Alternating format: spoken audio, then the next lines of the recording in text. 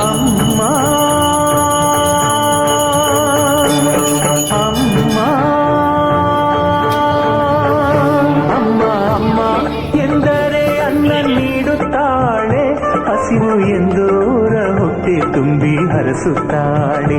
ಅಮ್ಮ ಅಮ್ಮ ಎಂದರೆ ಅನ್ನ ನೀಡುತ್ತಾಳೆ, ಹಸಿವು ಎಂದೋರ ಹೊಟ್ಟೆ ತುಂಬಿ ಹರಸುತ್ತಾಳೆ.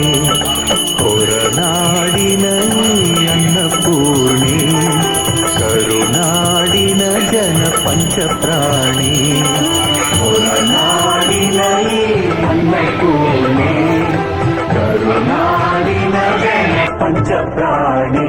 ಅಮ್ಮ ಅಮ್ಮ ಎಂದರೆ ಅನ್ನ ನೀಡುತ್ತಾಳೆ.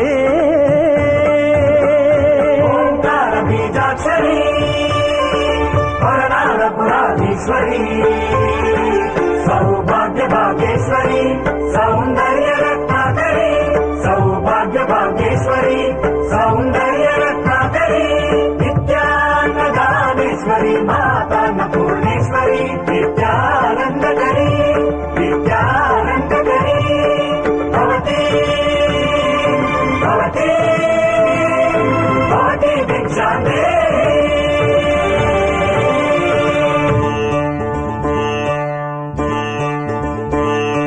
ಪಾಲಾಕ್ಷ ಪರಶಿವನೇ ಹಸಿದು ಬಂದನು, ಭವತಿ ಭಿಕ್ಷಾಂದೇಹಿ ಎಂದನು.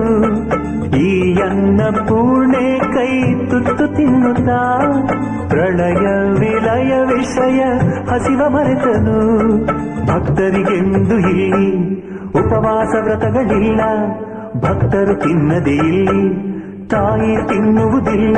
ಅಮ್ಮ ಅಮ್ಮ ಎಂದರೆ ಅನ್ನ ನೀಡುತ್ತಾಳೆ, ಹಸಿವು ಎಂದೋರ ಹೊಟ್ಟೆ ತುಂಬಿ ಹರಸುತ್ತಾಳೆ. ಅಮ್ಮ ಅಮ್ಮ ಎಂದರೆ